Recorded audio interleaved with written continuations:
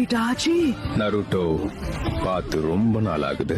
நம்மளோட 6 பெண்களையும் தனியாளா நின்று சாகடிச்சிருக்கான். என்னால இவனை தனியா சமாளிக்க முடியும்னு தோணல. இவன் என்னோட தம்பி.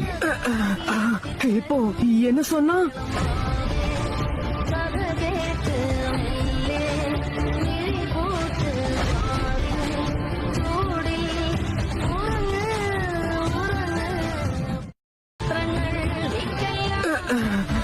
இடாச்சி நருட்டோ பார்த்து ரொம்ப நாள் ஆகுது.